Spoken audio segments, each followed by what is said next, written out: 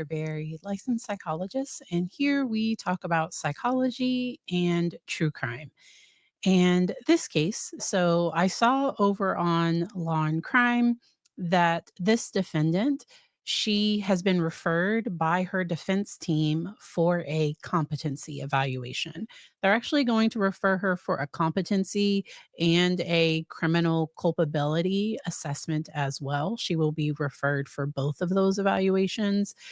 And this case is really sad. And I do have a link to the victims memorial fund, to their GoFundMe, down in the description as well.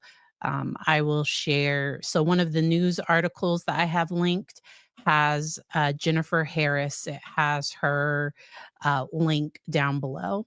She has 6 children, and sadly, it just sounds like an employee lost it and she's not here anymore. And so, just really wanted to share this case and then also just answer any general questions if you all have any. And then also take a look at this court hearing. There really wasn't anything outstanding. So, like, I didn't see anything in the hearing that would make me immediately question her competence, and that's where I wonder if there are some things happening behind the scenes or if her defense team is just really doing a thorough job just based on the way she presents and the way she talks and all of that. All right.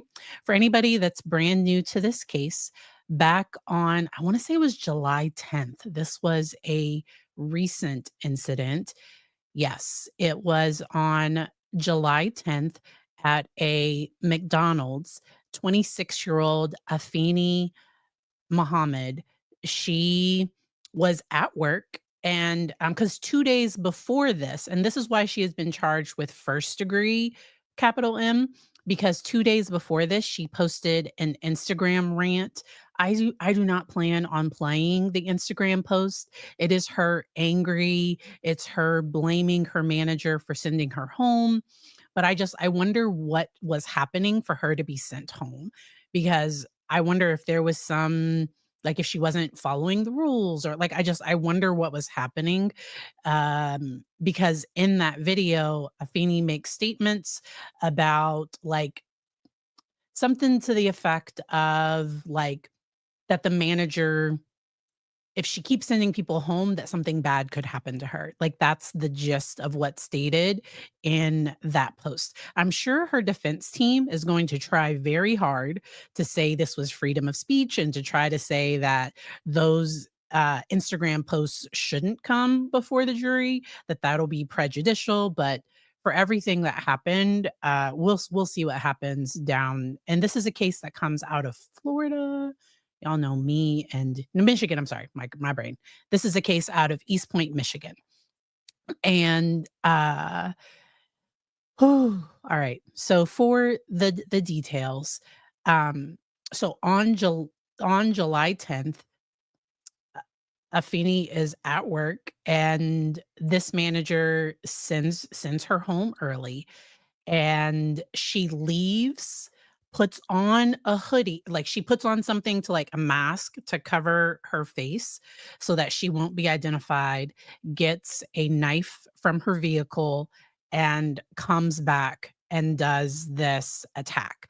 There was a bystander that just saw this happening and did a warning shot, and, when Afeni heard that shot, she dropped what she was using and ran away, and this bystander chased her down and held her at pew pew point. Like, this bystander, I don't know, I don't, and this person is probably gonna be a witness because this person ran her down and held her until the police got there and they were able to immediately arrest her. And, if her defense does try to say that she snapped and that she dissociated, she didn't know that what she was doing was wrong, a lot of those behaviors are gonna be hard. Like, she left the so, like, she was sent home, she left, went and got a weapon, covered her identity. Like, there's a lot of things that happened that suggests that she, first of all, knew that what she was doing was wrong and that she didn't wanna get caught. Now, I'm not the one assessing her, so we're just chatting, okay? So there might be an expert that will get up and say that, she was paranoid and delusional, and so there might be somebody that gets up and says something, but just based on what I've seen so far, often, I agree, like, those behaviors show consciousness of guilt, that she was aware that those actions were not appropriate. Now, competency for trial is a different thing because, and that's why I think her defense attorney wanted both to be assessed, her criminal culpability and then also her competency. So they've made a referral for both of those things. She does not want either one of those. So she thinks she's just fine and she does not want either one of those things. All right. So I just want to make sure that I shared all the relevant details. Um uh and she supposedly has like a previous incident with a knife from Virginia. Uh, and uh, that came up in the long crime article. I was not able to find the details of that, but there's supposedly she has a record of a prior aggressive incident in Virginia. And so that we'll see if that comes up. It might not come up at all, but we will see. One of the victim's daughters described the victim as selfless and a hard worker, and and that she did all she could to provide for her 6 children as a single mother. And so that's why I do have the link to that legacy fund. The family has done a balloon release and all of those things. Um, the defendant had a following on Instagram and TikTok, and it's a shame that, like, aggressive rants can get so much attention and then sometimes positivity doesn't. And so if I was scrolling and I saw her, like, her that post, I would have just like, "Ooh, like, that's concerning." That would not seem interesting to me. Now, if it was a skit and if somebody was pretending, then maybe, but, like, this was real life, and so, um her children are going to have to forever cope with the fact that their mother was just trying to do her job. I think the local McDonald's owner stepped up. I saw a report that and so I haven't confirmed that this is true. Okay, so remember, and I like gossip, rumor, and innuendo. Like, I'm not news. Like, so from what I saw, I believe the McDonald's owner did pay for the funeral.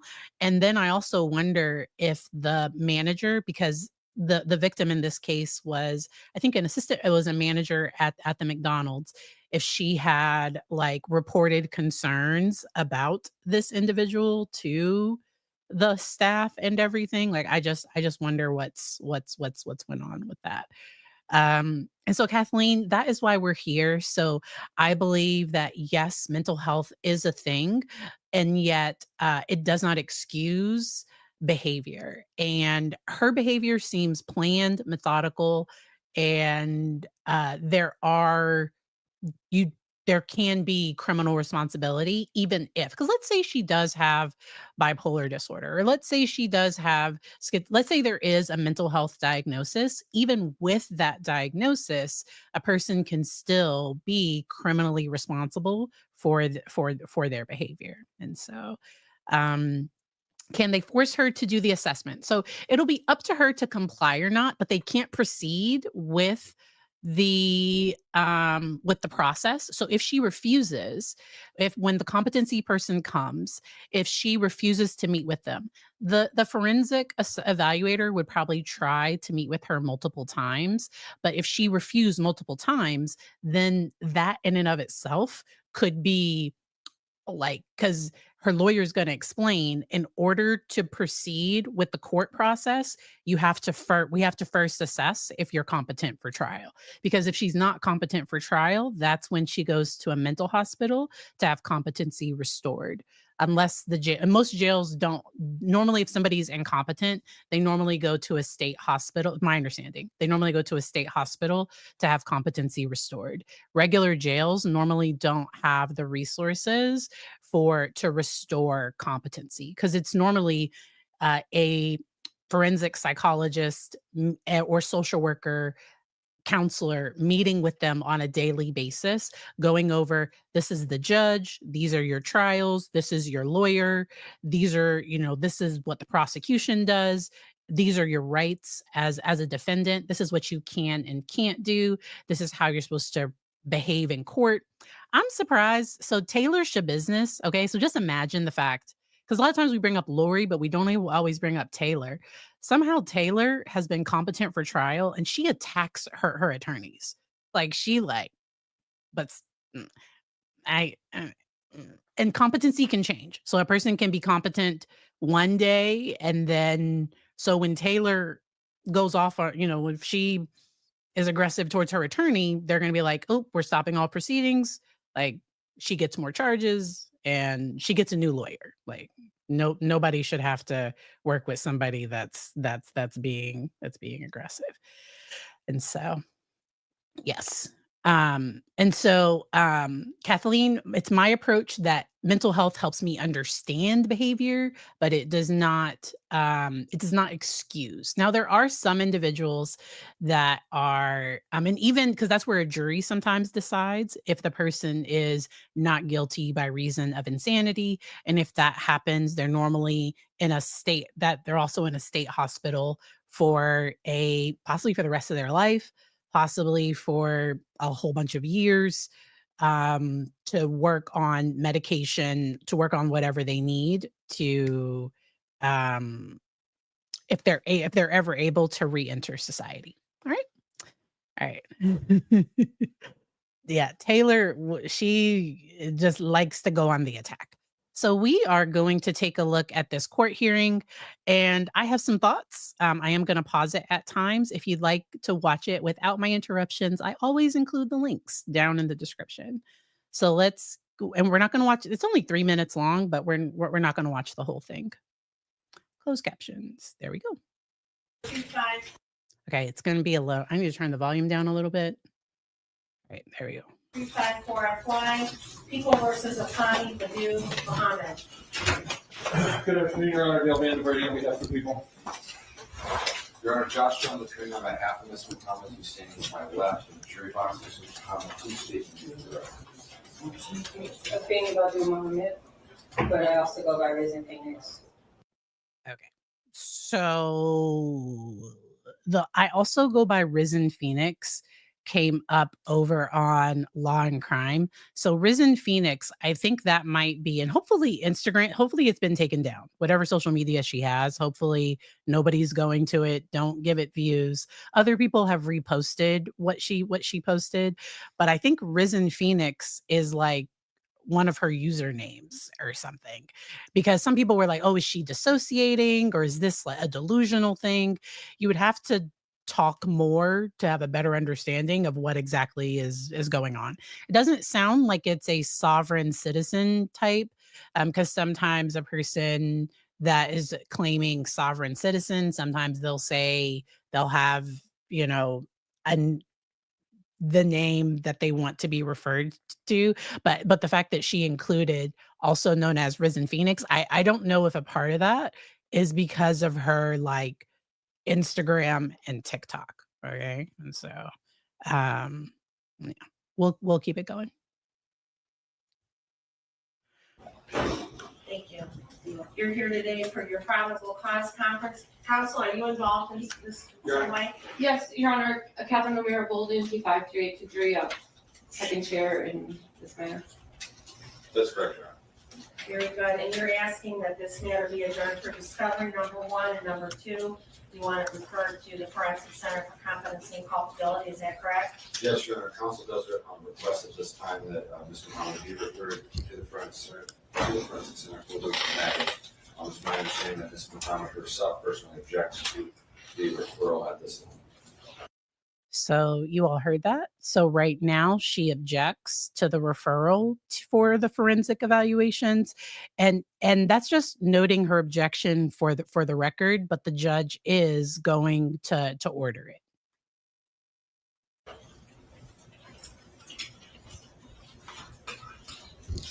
What is the factual basis that you rely on for the referral? Your Honor, based upon my observations of the case and in reviewing the case, specifically the police reports, and then again my observations in interacting with Ms. Muhammad, I need to check those two boxes. So I do not know what is in the police report. And so once we see, I do not know what is in the police report. Her behavior reminds me of when Sarah Boone was aware that the cameras were on, because even like the way that like to me, I think she's aware of the cameras. People have went back to her social media, and I guess she would kind of post odd things. I think there's one post of her just looking at Play-Doh for a minute. I did not watch that video, but like I trust when other news outlets have said that it's there. I believe that it's there. Um, and so yeah. Uh yeah. Her attorney seems, because we talked about dress the other day, and this is not the same attorney that did her arraignment. So I think she had one probably public defender that just did her arraignment, and then this is likely because it's she has first and second chair. So these are, I'm thinking, public defenders. I don't know that for sure, but I'm almost positive it's probably public defenders. And I think he's first chair, and then there's a woman that's second chair. Yes, yeah, Larry, he does the man bun. All right. I need to make sure that one, she is competent to stand trial, and then two, that there's not an issue in regards to responsibility or culpability.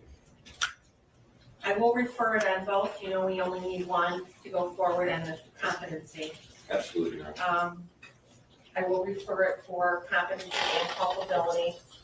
They're about going out 4 to 6 weeks. All right.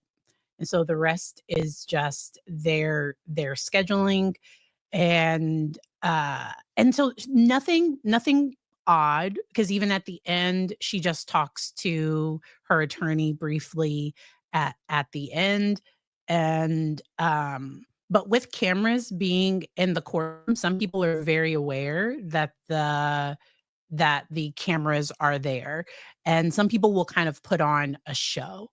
I mentioned before with social media, especially individuals with personality traits, especially anything that's like histrionic, borderline personality features, or ones where somebody, even kind of narcissism too, but one where a person is going to want to put on a show or be on display. Those individuals getting a very large following can sometimes cause issues down the road. And that's where there are some people that will do anything to keep that notoriety or to keep that kind of going. So that's why I definitely wanted to make sure to talk about victim, Jennifer Harris, that what the charge that so Miss Muhammad has been charged. She's innocent until proven guilty. Uh, and but this case just seems extremely senseless. And if it was that bad, if Miss Muhammad hated the job that much, that she could have just quit. But it seemed like because that's where I wonder, and there might be employees from McDonald's that witnessed the event. There may be individuals, because it was over 15 times. So YouTube can't say certain things, and so y'all know what I mean when I say that. It was over 15 times, and there were other people around. There were other people there. I worked at McDonald's as a 17-year-old to be able to have enough money to pay my car insurance and pay for maintenance. Um, I remember sometimes having annoying managers, but people were just doing their best. People were just out there doing their best, and uh, and if she didn't like it, she could have just left. But I also wonder if she wasn't taking responsibility for her behavior as well. And I wonder what will come up about that other incident in Virginia. They use that instance to say that she's a risk to be potentially be violent in the future, because I think the state wanted no bond. I think she has like 20 million. I don't know. She has a huge bond that she's probably never going to be able to post. So she likely is going to stay in jail. But past violence is a predictor for future. And the case in Virginia, let me see if I can just Google it and see what comes up. Uh Ooh, was it in Alexandria, Virginia? That's what comes up when I'm searching for it. No, no, no. That's the Phoenician Court.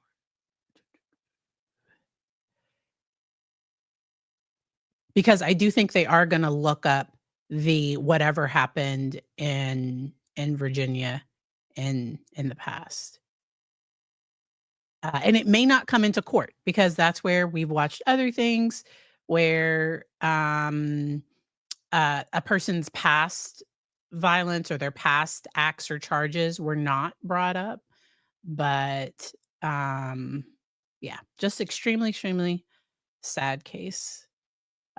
Yeah, so according to so people do the research, so that's what I heard. It's listed in the news article as well that there is some prior charge from Virginia. She did not do any time for it. And so that's where I wonder if she maybe pled guilty. And yes. Yes, yes, yes. Yeah. Connection to a previous stabbing. The defendant, and so this is where the state said she has prior instance of at least one um, stabbing similarly to this one that occurred in this case, and so that's why they were asking for no bond. Her bond was set at 25 million, which with some conditions, and she's likely going to stay, but behind bars. There was also a rally at a local Detroit church, and, so in about 4 to 6 weeks, that's when her next, um, trial will come up. Welcome, Christina. Welcome to everybody in the chat. And then so they're kinda and so it's just sad. It's just really, really sad. I'm glad that she didn't have anything stronger because that could have caused issues for other people. So the young lady that died was the manager. The individual that's charged, she was an employee that was sent home by the manager. I hope that's clear. Okay. All right. Extremely sad case. I'm also gonna watch there was a recent mass incident in, New York, and they're saying that mental health might come up in that case, and so I'm gonna keep an eye on that one too. It's where I think it was in Manhattan, but I think the NFL offices, because I've been loosely following that case too. We're waiting for a verdict in the Ali out of Washington, for the attempt against Fatima Ali. Let me go back and see because the last time I checked, it was still verdict watch. Let me check real quick. Yep, still verdict watch. And so I'm gonna keep an eye on that. This Saturday is my son's birthday, so I will not be streaming on Saturday. I might get together with Kathy, so Kathy and I might get together, and so I will share that on my stream if we don't stream it live. So if it's not live, if it's shared only on Kathy's channel, I will share a link to that once it's available. And so yes, kiddo is turning 8, so super excited. The years go by so fast. And so yes, we are celebrating him. I have my birthday next Wednesday, so I might do a birthday stream. I might.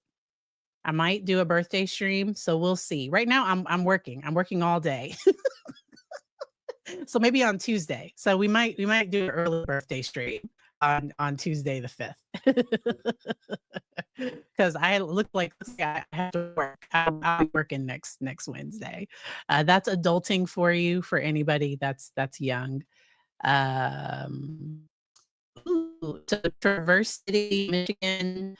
Um, I'll have to check out Law Talk with Mike's coverage of that one. I haven't seen that one. Ooh.